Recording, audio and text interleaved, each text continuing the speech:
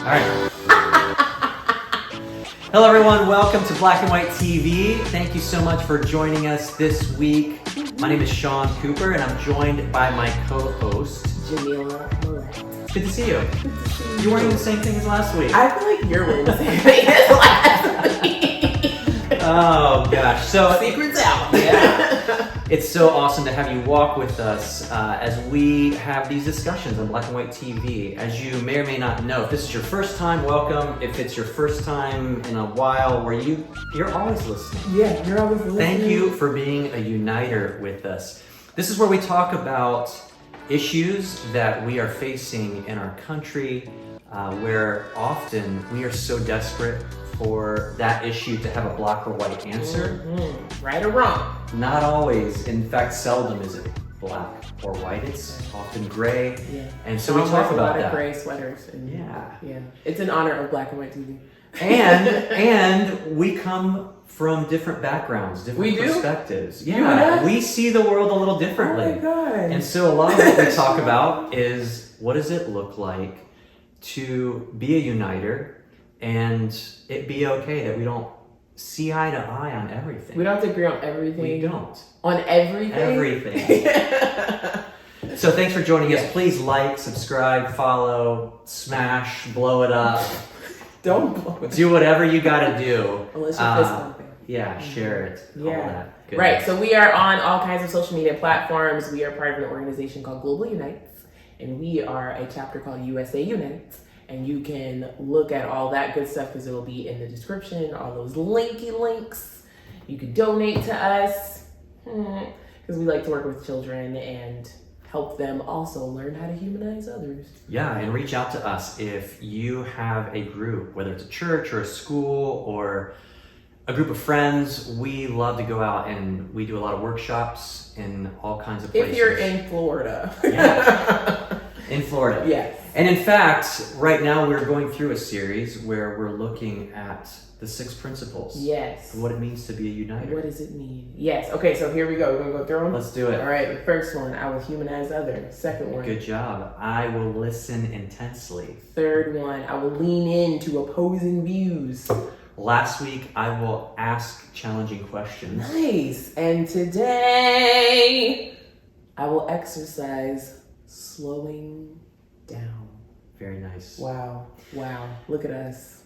So, did you feel that, Abby? Okay, she felt it. Yeah. Yeah. So exercising, slowing down. By the way, as we talk, as we have this conversation, please continue to comment and share ways that you actually put this into practice. That's one of the great things about the United community. There's so much that we can learn from each other, pass along, and help in each of these areas. So yeah, please share your comments as well. But Jay, how do you slow down? What's when you find yourself stressed out, overextended, maybe burned out? Wow. Okay. At the end of your rope, barely hanging on. Oh my God! Why did it escalate?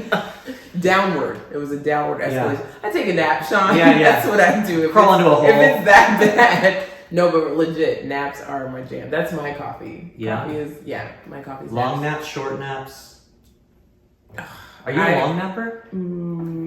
It depends. Like, sometimes I can only get what I can get. And the shortest one that is like, all right, is 30 minutes. Okay. That's all right. Yeah. But that's not my jam. I'm like the 20-minute napper. And I love naps.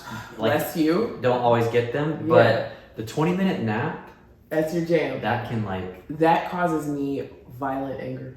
But here's the thing, like, so you're saying you're the other type of person that I found that's out there, and it doesn't sound like it's you. This is my wife, actually. Okay. Is like she would prefer like an hour nap, but after an hour nap, it's like you're done. Like you can't like come out of that. You're so groggy and tired. Oh, that's definitely not me. Okay. An hour is my we have done that.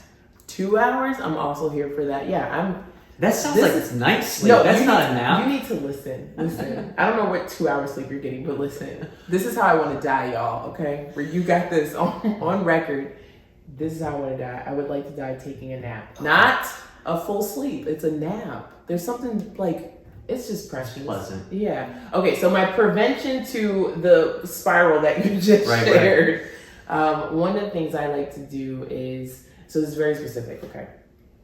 I have invested in a kettle, okay? Not the electric kettle. Because the electric tea kettle, you know, it's pretty quick, right? You get that quickly. Because I am a person who does tend to go fast, like I'm a person, like this is our culture, our society. But I tend to do that. So I go really fast. It slows me down to have to wait for the kettle to boil on the stove. Mm-hmm. And then I also steep my tea. I'm a tea person. So steeping, that's another opportunity for me to wait. And sometimes I'll be like, oh, I'll just go on my phone. And I'm like, no, this is the whole purpose. I will wait, you know? So it slows me down to wait for the tea, to drink my tea, especially, you know, because it's hot still. So that's just a method that I use to slow down. I like that. So you're basically pointing out there are things that require a routine. You can't rush it. Like to have good tea, you've got to really do it well and take your time. Yeah. I like that. Yeah. What do you do, Sean? Yeah, I think. Wait, talk about what you do when you're spiraling down. Well, you know what I was thinking. Burnt out. Yeah. What I was thinking. Crying daily. A lot of what we're talking about too is preventative. Yes. So. But now I want to hear your intervention, and then I want to hear your prevention. So like when I'm like totally burned out. Yeah. I would say like a trip to the beach. Oh, yeah, that's nice. Yeah, I mean, I need to breathe like some air that's got a little salt in it and a little sea breeze in it, and just hear like the waves and just kind of. Oh, that's lovely. Yeah, that's lovely. Let the mind reset a little bit. So okay, so tell me your prevention. Okay, so preventative though, I would say this is a new one for me, so I'll share this one. Snap. It's a new one. All right. So we have a lab named Jet. He's 10 years old or 11? 9. He's 9. And you sometimes hear him barking in the background. And basically he's with an older Jet, gentleman. He is, and he's a good boy. He always wants to go on walks. And so, you know, I was the type of person, like we were talking about earlier, to me the walk was how to get this done as quickly as possible and get back to the house. So poor Jet, like, you know, he wants to sniff every blade of grass, like every blade. He's out there. And like, this is his time, man. He's finally got outside, and it's like, and then, you know, he does his business, and all of a sudden we're back in the house. And so what I've done differently the last few months is this long loop that I do with him. And it takes a while because what is it about dogs? Like Emerson sometimes will walk with me and we'll catch up and walk and talk. It's another great piece of it. But what I realized is like every blade of grass that he smells, every time he has to pee like 15 times. Not because he has to go, but he's leaving messages for all the other dogs that will be on the walk. Right. So what I've realized in a very cool way, I'm like, this walk for Jet in modern terminology, it's like he's checking social media. He's reading the profiles of everybody, you know. And he knows exactly what's going on with other dogs. So funny. And so what I've done is I've made myself leave the phone, so I don't take the phone with me, because that makes me like just not enjoy what we're doing. So now a longer walk. I don't rush. I used to just yank on him, poor thing, just like come on. Don't compete, y'all. Yeah. Right. So yeah, I'd say that's helped.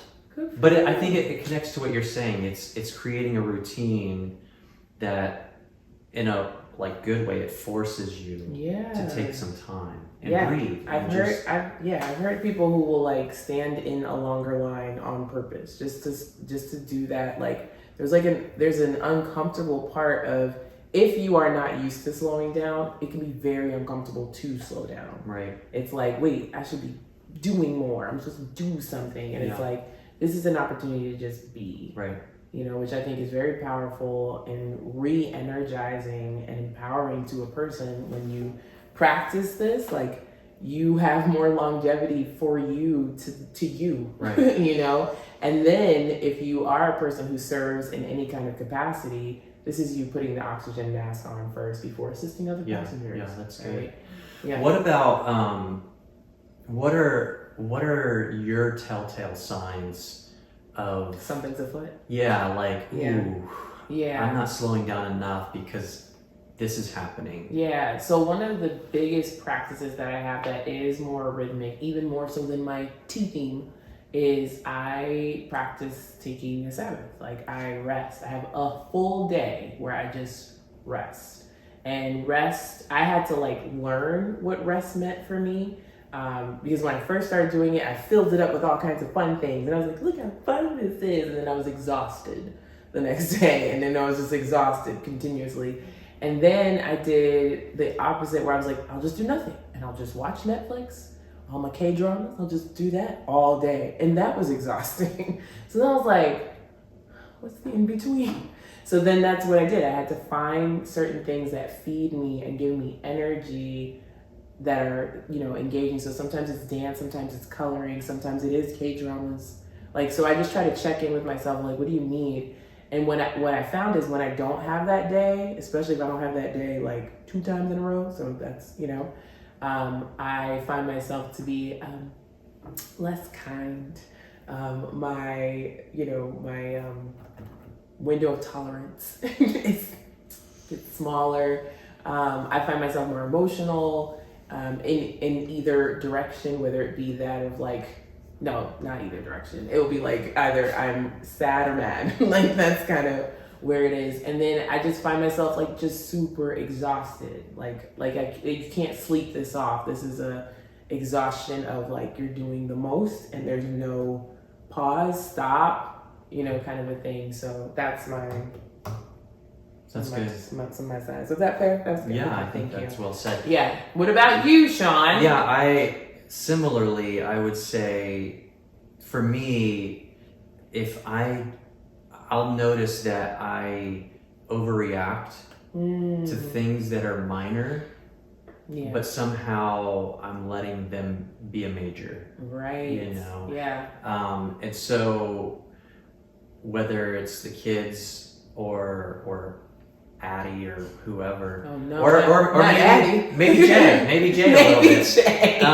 You know, I have received it. Yeah, it's like, and I can sense it immediately because I'm like, oh my gosh, this is not even a big deal, and why am I so agitated? And what I quickly realize is, okay, this isn't that person. This is kind of me. This is something happening to me. Yeah. I mean, you do make me mad sometimes. Like there are legit. But I do it on purpose. But I would say, as a part of this principle of being a uniter, it's recognizing the majority of our tensions with other people are actually tensions with ourselves. It's unresolved things that we just are choosing to take out on somebody else because they're just the closest thing to vent at, you know. Yeah, I think to an extent I agree. Like I've been talking to people about this particular principle, and or even when we talk to the kids and we say, what could happen if we practice this one in the schools? And a lot of times they're like, it probably could prevent fights.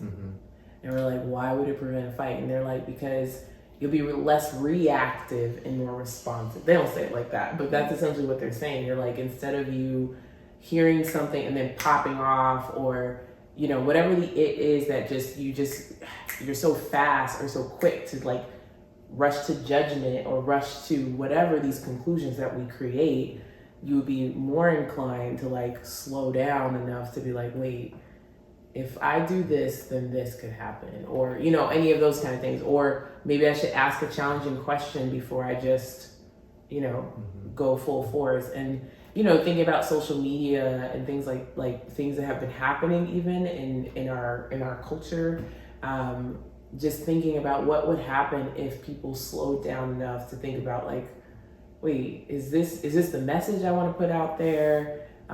Is this something I need to engage in? Is this like, you know, again, if again, we're talking people who are like, I'm interested in this uniter being thing, right? So we're talking about for uniter purposes, because you can divisive, like that's easy. We can divide all day, but if you're like, it's challenging, it's harder to do the uniting parts, especially when things are like clearly this is something, you know. But we're inviting you to just slow down enough to like walk the thought through. Is this building a wall or is this mending something? You know, is this an opportunity for me to engage in a different way rather than the way that everybody else is coming at this particular topic, issue, person, group, whatever, you know? And I do think that can lend itself to something really beautiful. Yeah. Well, that's really good. I mean, in the last episode, we talked about how with each of these principles, there is sort of looking on the inside, the heart part. There's looking on the outside, the hands doing things that are good acts of service in the community. And then there's sort of this hope piece, which connects us to a broader community. It seems like with I will exercise slowing down, this principle, there is this inward part, like what's happening inside of you. First, you have to figure out, based on your personality, your wiring, what helps you slow down. It might not be the same as what helps others. Like you're an extrovert, I'm an introvert. The things that we probably feel are helpful to slow down might be different. Yeah. And so it's not a one size fits all. Right. It's a get to know who you are and what energizes you and what helps refuel you so that you can slow down enough to be energized to do the hands part, to be a better help in the community with your friends. Yeah. So I do feel like it's story time from you. Yeah. Tell us about the wall. The wall. Yeah. Yeah, you know, I think there's a story. There's a story that Sean's punching his fist. That's share. The wall. That's the wall. That's wall, SSL. Yeah, when we're in the schools, we talk about how, you know, when you don't do things like listen intensely and ask challenging questions and exercising slowing down, the opposite leads to very destructive. I mean, there's increments, but sometimes increments very quickly become something huge and very divisive. Right. So for instance, in this one particular story, as I understood it growing up, Are you going to also do charades while you... Yeah, I'm going to talk with my hands. So growing up... I'll act it out. Yeah, growing up, I heard this story of, I don't know if it's true or not, but basically... Perfect. Yeah, basically back when East and West Germany was divided, there was, of course they were one country, but then very quickly as things escalated and there was the tensions and then the wall, which eventually was built and divided the wall which divided East and West Germany. So we'll be East and West Germany. Basically what you can imagine did happen is that wall was basically just built right down the middle of town squares, and you had, in some instances, you had people who went to school together. All of a sudden, a physical wall is built, and they no longer go to school together because of that wall. Or, you know, friends that played on a soccer team together, all of a sudden, because of the wall, they lived on opposite sides of the wall. That's over. Right. Or in town squares, maybe every Sunday afternoon you would go to the market and see other people and interact with these people, and all of a sudden that wall literally just divided you and you can't see them anymore. Yeah. And so basically, as the story goes, the sad part of that is it not only divided people physically, like geographically, but it literally became a thing that easily caused both sides to think very negatively of the other. You know, at one time they were best friends hanging out, but now because that wall is there, you start finding reasons to put down and judge and hate the other side when you never would have done that before. Right. So on the east side, the tension grew in this particular area of where the wall was built, and they were so angry. There was so much animosity that had grown between them on the east and those just on the other side of the wall, the west. And they basically decided that they wanted to make a huge statement to the people that were once their friends, maybe even family members. So they rallied together quietly over on the east side, and they put together all these things that they were going to quietly kind of, like dump on the other side of this wall. So they collected all kinds of trash and roadkill and things that just, stench and just rotten cheese. I mean, everything you can imagine Nasty. that could be put over the side of the wall in a heap, like, imagine a 15, 20-foot heap of just gross garbage. Let's imagine that. Imagine that. Let's slow down enough to imagine disgusting. So when the sun came up and on the west side they woke up, they smelled something a little different and saw something much different. And they looked out and began to realize what had happened.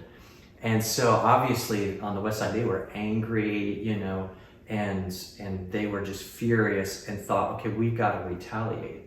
So they started to organize themselves. Did they have a message on the heap? No, there was no just message. junk. Yeah. Just junk. Okay. So then on the west side, they decided, okay, we've got to retaliate. So how are we going to take revenge on them? So they started with their plan of gathering like all of their garbage. But what happened was a couple people intervened and said, hey. They were uniters. Yeah, let's just call them uniters. A couple uniters intervened and they said, hey, we think there's an even better way to make a statement.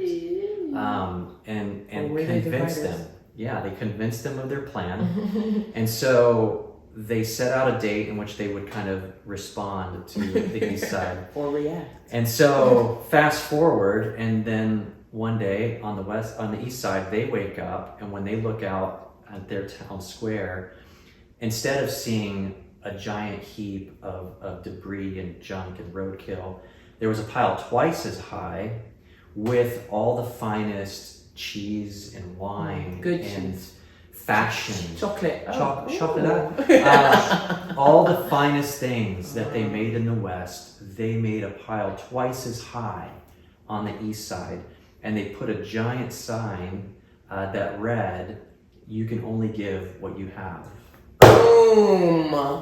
And boom. So burn. I think partly what we're talking about is, the kids get pretty excited about that part. Yeah. When they get it. If you get it, they get it, Some of them are still asleep, but the ones that get it. But that's part of the point, right? Is when you don't slow down and think, hey, there might be a better way to respond. There might be a better way to engage here. Right. The reality is most of us when we're stressed or tired or angry or hangry, offended, like we're going to react negatively. Right. But when you put yourself around a community of people, especially, and I think that's part of what we talk about with students is for all of us as uniters, right? Jet agrees. Thank you. For all of us as uniters, there's a beauty and there's a strong piece of how relationships help us slow down, help us make better choices, help us to be a uniter, not a divider. Yeah, and that's the thing. It's super powerful to think about, like, to exercise slowing down could actually change everything.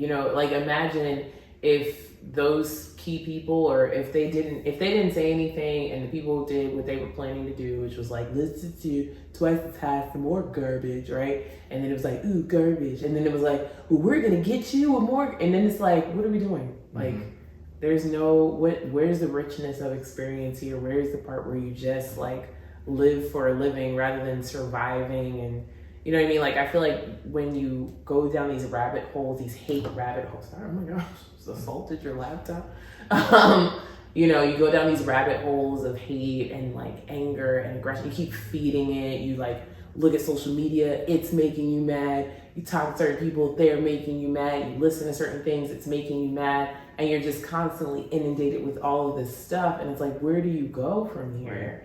And if you're putting this in you and you're constantly like ingesting all of this stuff, that's what you're going to give out. Right. You only can give what you have. Yeah.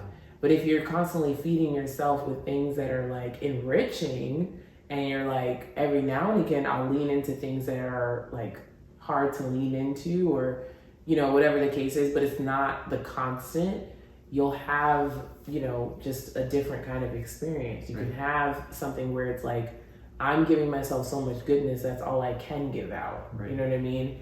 And that's super hard, especially in this day and age where we are. But No, I think you're totally right. And let's just kind of look backward to 2020. We talk about the pandemics and, you know, the physical pandemic of COVID, the racial pandemic with Ahmaud Arbery and Breonna Taylor and George Floyd, the political pandemic of all the tension and the hatred around the elections, and then social distancing and cancel culture and all the things that affected us emotionally and socially, and the way we isolate and attack on social media.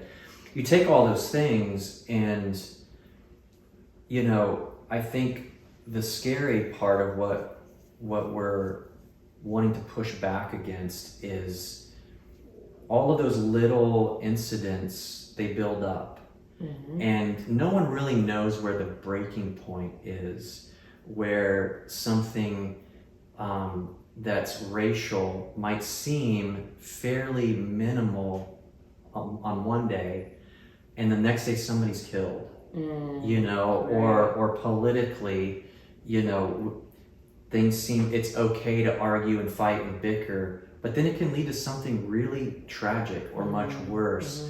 The same thing with COVID. I mean, with the masks and the vaccines, the anti-this and the pro-this, like, it all seems like, it's not that big a deal. We're just disagreeing. We're just arguing. But that stuff is not neutral. And hatred is not neutral. Like, one of the things that we've been talking a lot about is how often we think it's okay to, like, sort of have these hateful emotions and sort of just let people know how we feel, and we think we're venting, and it's healthy that we're venting, and we're just getting it off of our chest. Really, what it's doing is destroying us from the inside out, you know. And as uniters, we need each other to say, hey, I think probably should slow down here and check ourselves, and maybe there's another way. You know, or maybe thank you for the finger wag, Unique. Right? That's the gray. That's the part that I was starting to get emotional when you were talking just now, because I was thinking about, no, I don't want to cry. It's not that I don't want to cry. Crying is good, but I can't speak when I cry. So what I was thinking about is, if we do keep going, oh my gosh, stop, Addie. Sean, take it away. If we keep going, whatever it is you're about to say, I'm not going to say it as good. Like, you need to bring it. Oh my gosh, Sean. If we keep going. If we keep going the way we're going, like what you're talking about, and nobody stops us or... No, Sean, for real, you have to... you have to speak. All right, I'm going to guess at what you said. But I think I might know what you're getting at, is why this is so urgent, why this is so important, is because, as we talked about before, we need a tissue. People die. Right. You know, like, and sometimes it's physical, but people are often dying, like, quietly, and it's not physical yet per se, but no, there is the physical. There is the physical death. There is, you know, the increase in suicide. There's all these things that it's like, we are killing ourselves because of the hate that we're having towards each other. Oh, thank you, sweetie. So many.